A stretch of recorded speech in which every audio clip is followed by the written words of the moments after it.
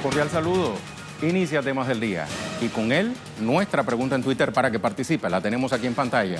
¿Qué significado tiene que la ONU, el organismo internacional que agrupa al mayor número de países, trace acciones conjuntas con el gobierno del presidente Nicolás Maduro en temas como la paz, el multilateralismo y la Agenda 2030? Hay una segunda pregunta allí. ¿Está sola Venezuela? Opine. Y bien, sobre Venezuela hablamos en nuestro primer tema del día. Recién lo acabábamos de ver. El canciller Jorge Arreaza se reunió con el secretario general de la ONU, Antonio Guterres, en la sede de la organización en Nueva York. Esto sucede en un contexto de denuncias internacionales sobre las políticas injerencistas de la Casa Blanca. De inmediato se lo vamos a contar. Acompáñenos.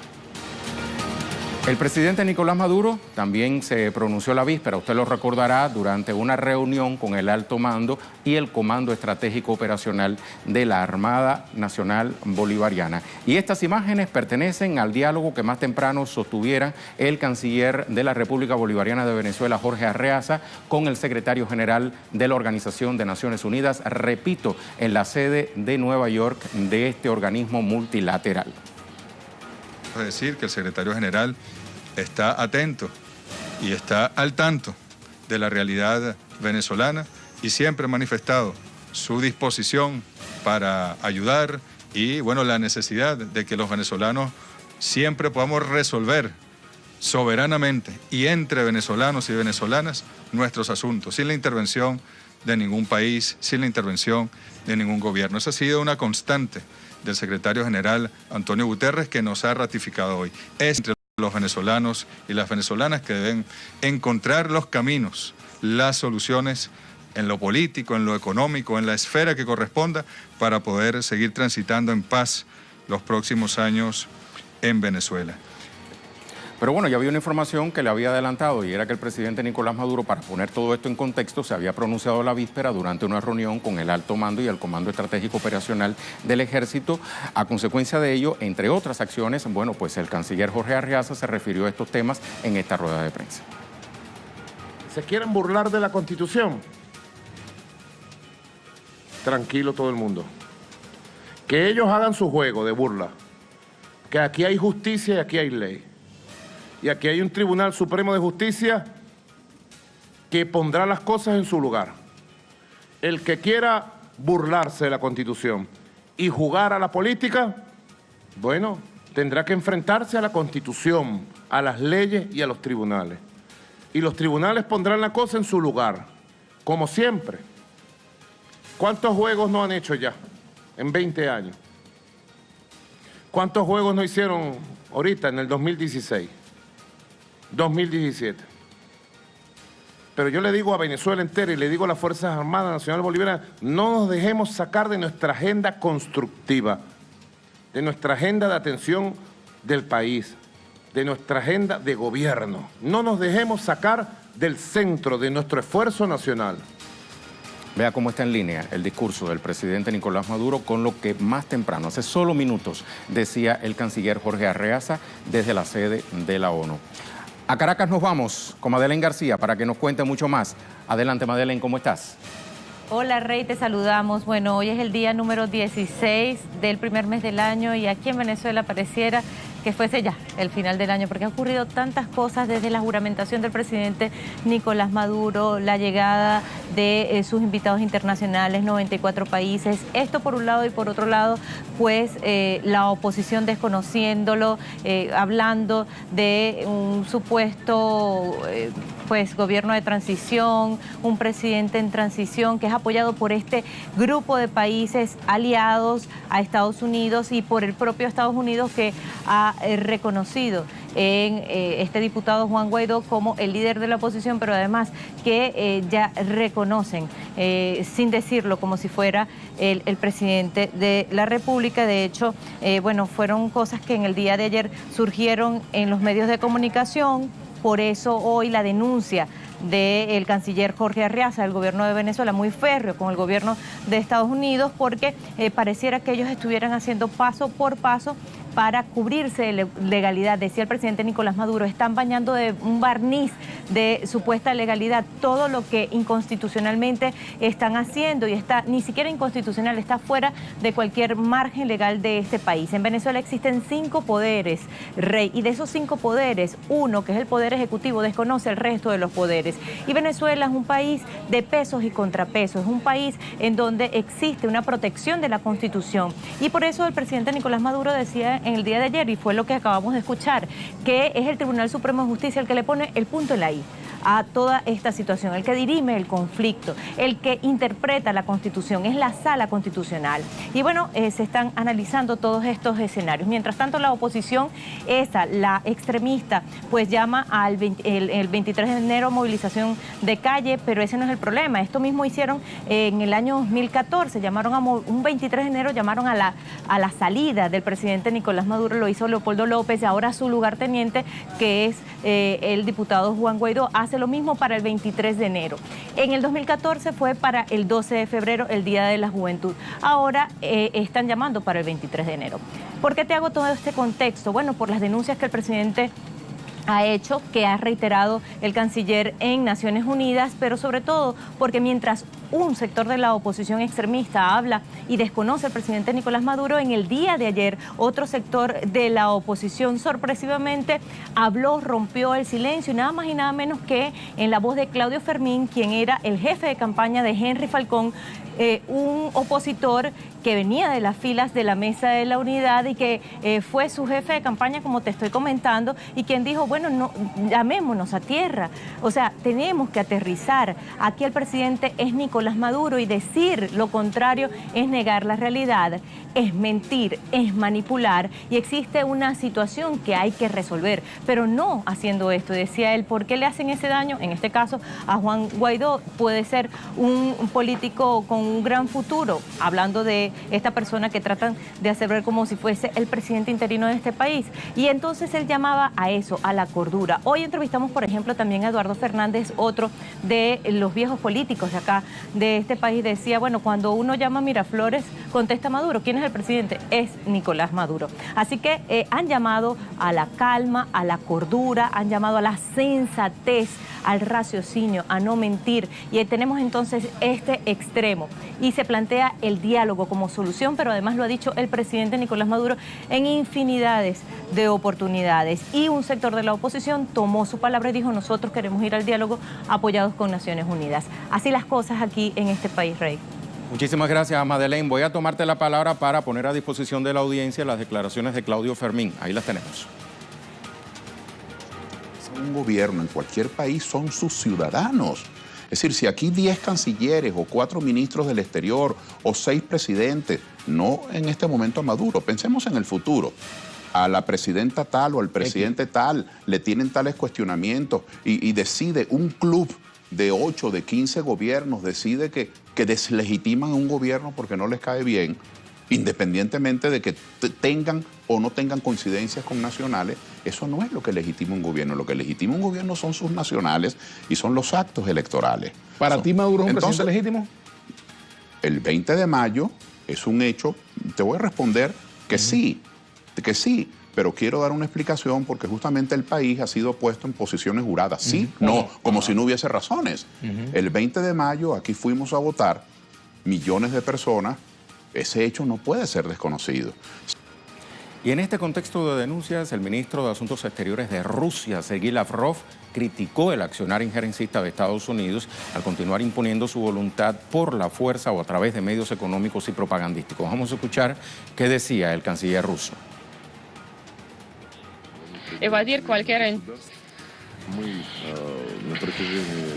intervención en los asuntos internos de países soberanos, y durante varios meses o hasta años de la crisis venezolana,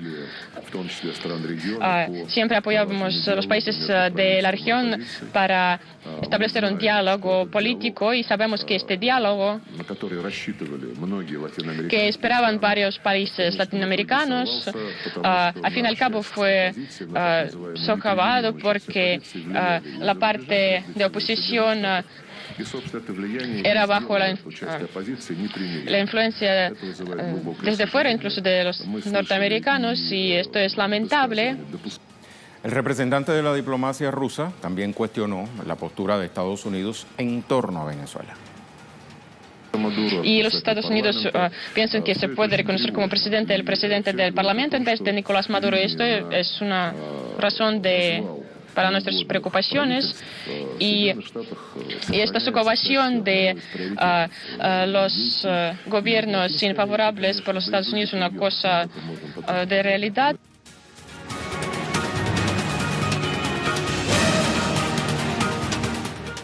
Ahí tenemos nuestra pregunta del día. ¿Qué significado tiene que la ONU, organismo internacional que agrupa al mayor número de países, trace acciones conjuntas con el gobierno del presidente Maduro en temas como la paz, el multilateralismo y la Agenda 2030? ¿Está sola Venezuela? Opine. Y bueno, cambiando un poco de tema, vamos a nuestra imagen del día, que hoy tiene que ver con un reto que se ha posicionado muy bien a través de las redes sociales. Se trata del reto de los 10 años. Consiste en publicar 2 fotografías, una antes y otra 10 años después. Bueno, pues aquí le mostramos fotos nada más y nada menos que de líderes políticos, representantes de la política a nivel mundial. Evo Morales, veíamos a Cristina Fernández hace solo segundos, también teníamos a Donald Trump, Xi Jinping, etcétera. Con esas imágenes le propongo la pausa.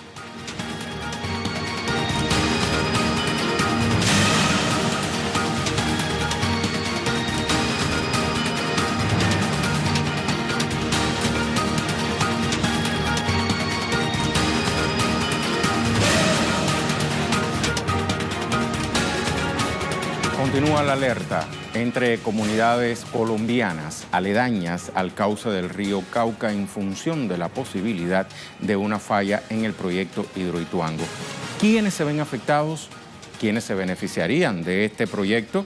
Bueno, pues todo esto lo vamos a contar en nuestro segundo tema del día. Acompáñenos. Tras efectuarse la maniobra de cierre de la compuerta número 2 de esta hidroeléctrica, habitantes de las poblaciones aledañas al lugar manifestaron su preocupación por la repercusión de este operativo que podría tener sobre el ecosistema y las actividades económicas, especialmente la pesca. Denunciaron también que el gobierno de Iván Duque no les ha brindado información alguna respecto a la implementación de las maniobras y las repercusiones que podrían tener para las comunidades. Señalaron a la vez que no existe un plan de contingencia en caso de que se presente una avalancha y que el gobierno busca el beneficio de las transnacionales del proyecto en detrimento de las comunidades que allí hacen vida. Se inicia el momento más crítico que puede durar hasta tanto refuercen el muro, refuercen el macizo rocoso y resuelvan definitivamente cómo desembalsar esa amenaza que ha generado la construcción del proyecto Hidroituango para todas las comunidades que viven entre Ligorina y Caucasia. El problema realmente es grave desde el punto de vista técnico, pero mucho más desde el punto de vista social, económico y cultural para las poblaciones que habitan allí esa región. Entonces, de alguna manera, o las personas que están manejando el proyecto lo entienden, lo aceptan y así lo declaran, o bien en algún momento la naturaleza, en su real saber y entender, lo hará y les hará entender. Vamos a ver ahora qué zonas se han visto afectadas por este proyecto Hidroituango. Según datos oficiales y de organizaciones sociales de esas localidades, 27 municipios de los departamentos Antioquia, Sucre, Bolívar y Córdoba se verían afectados ante un posible rompimiento de la represa que afectaría a más de 380.000 personas. Además, varias comunidades denuncian afectaciones ambientales y dificultades económicas en razón de la merma de la pesca en ese lugar por el proyecto, y 25.000 personas serían evacuadas por la zona de riesgo el año pasado, de los cuales muchos de ellos perdieron sus viviendas, o sea, fueron evacuadas. Voy a corregir aquí la forma verbal.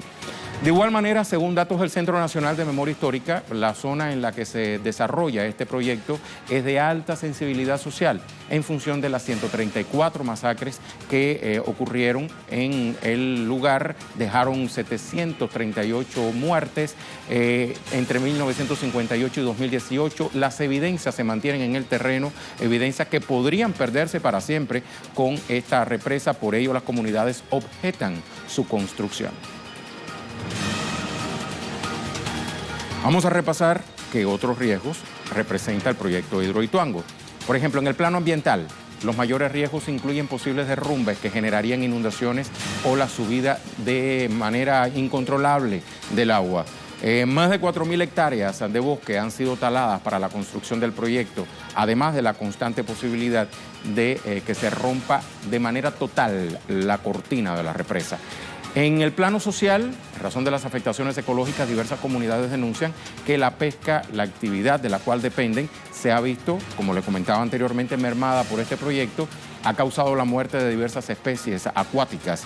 También las comunidades denuncian la represión de la cual han sido víctimas por parte de las fuerzas del Estado para el desalojo forzado de los poblados que quedan muy cerca de donde se construye esta mega represa. A nivel humanitario, más de 500 familias han tenido que desplazarse por la construcción de Hidroituango. Afecta a ello los servicios públicos de agua de las zonas aledañas, que han visto una reducción de su capacidad por este proyecto.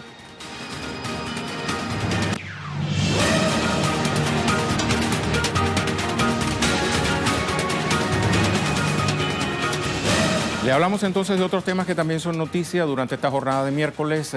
Vamos a revisar las cuentas Twitter de nuestros corresponsales. Ve estas imágenes. Urgente, dice Nacho Lemus. La policía de São Paulo dispara contra los estudiantes antes de comenzar la manifestación contra el aumento del precio del pasaje del transporte público. Seguimos con esta misma temática, ¿cierto? Aquí está. São Paulo, 24 horas después de la liberación del porte de armas de fuego. Eso fue aprobado por el gobierno de Bolsonaro. La policía reprime a los estudiantes antes de iniciar la protesta. Nos queda otro más. Aquí está. Brasil vuelve a la pobreza extrema. 12 millones de desempleados, 27 millones de subempleados. Aumenta el precio del transporte público. Se reduce el salario mínimo pautado para 2019.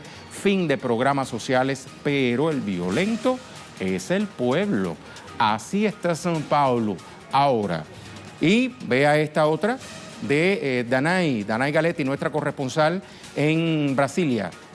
En la visita del mandatario argentino Mauricio Macri a Brasil, el presidente Jair Bolsonaro afirmó: escribimos un nuevo capítulo en la relación para el beneficio de ambos países. Meses atrás, ni Argentina ni Mercosur eran prioridad para el nuevo gobierno. Bueno, ahí usted puede contrastar esta foto con las anteriores puestas a su disposición por Nacho Lemus. Argentina, ya que estábamos hablando de Macri, el litoral bajo agua, Corrientes, Chaco, Santa Fe y Corrientes, repite acá la compañera, son las provincias afectadas por las inundaciones. Más de 3.000 evacuados y 4 muertos. Hay parajes aislados, pérdidas de cultivos y rutas cortadas. México, Pablo Pérez, se discute en diputados dictamen sobre la Guardia Nacional en México. Lo escuchamos.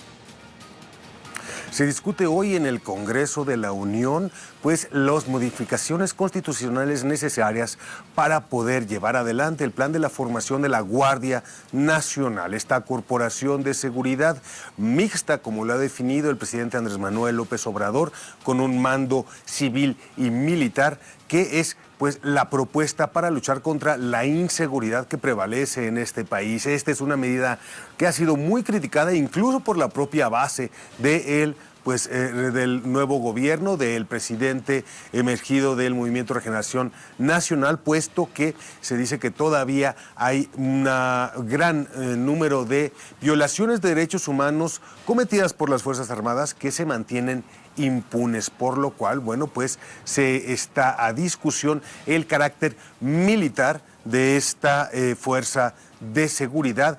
Ya se ha escuchado en el Congreso, los legisladores tuvieron un diálogo con con gente de las organizaciones de la sociedad civil, con empresarios y con gobernadores, los cuales, bueno, pues tuvieron diferentes puntos de vista expuestos. Se llegó a una modificación al primer dictamen, sin embargo, aún no hay un consenso, particularmente en cuanto a pues, los representantes de las organizaciones de la sociedad civil y defensoras de los derechos humanos, que señalan que pues lo primero que hay que hacer es trabajar con la inteligencia, las unidades de inteligencia, la inteligencia financiera y bueno, atacar de una manera diferente, que no sea por la fuerza armada, a los grupos del crimen organizado aquí en México.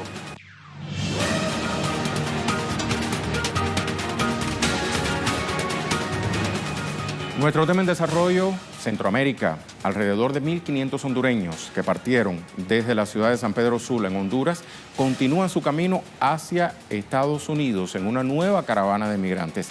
Denuncian que las autoridades entorpecen su tránsito hacia Guatemala y así continuar su camino. Gilda Silvestrucci nos tiene detalles. Adelante, Gilda. Muy buenas tardes. Pues las cifras de los hondureños que están migrando siguen aumentando en las últimas horas, pese a una campaña permanente del gobierno donde trata de concientizar para que no sigan saliendo hacia Estados Unidos. Muchos jóvenes, niños, familias completas siguen saliendo de la terminal de San Pedro Sula en autobuses rumbo a la frontera para reunirse con los miembros de la segunda caravana, que ya tienen más de 24 horas de haber salido. Muchos de ellos ya lograron ingresar a territorio guatemalteco. Incluso se conoce de pequeños grupos que están llegando a la zona de Tecumumán, la zona fronteriza entre Guatemala y México. El éxodo de hondureños sigue justificándose en la inseguridad que vivimos los hondureños y también en la situación de pobreza y la crisis económica, el desempleo que está afectando en gran medida a la población juvenil. Muchas gracias, Gilda. Repasamos la pregunta Twitter. Tenemos respuestas.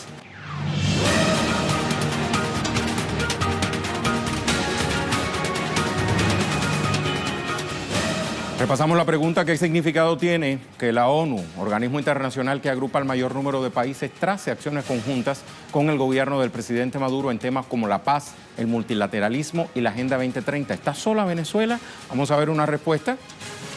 Esta de la educación de los árabes, dice. Exacto, los árabes, Cuba.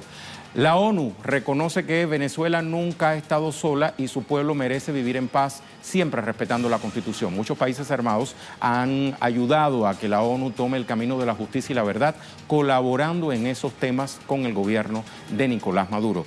Segunda respuesta, Karina, dice: Venezuela nunca estará sola. Se reconoce a su presidente elegido legítimamente por su pueblo. Lamentablemente Estados Unidos busca desestabilizar al gobierno de Nicolás Maduro, pero jamás lo lograrán. Venezuela tiene a su pueblo y combate la injerencia de aquellos que pretenden imponerse. Tercera respuesta, Naisarid, Venezuela jamás ha estado sola. Los intereses capitalistas han manejado los medios de comunicación para hacer ver que una pequeña cúpula de gobiernos neoliberales son los que tienen voz sobre Venezuela.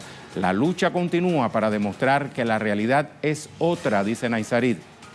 Y por último, este usuario, que hay presidente Nicolás Maduro para rato. Juan Guaidó lo mira por televisión. Muy ocurrente esta respuesta de Mario K. Muchísimas gracias por su participación. A usted también, muchísimas gracias por haber estado con nosotros. Manténgase con Telesur, la señal informativa de América Latina y el Caribe.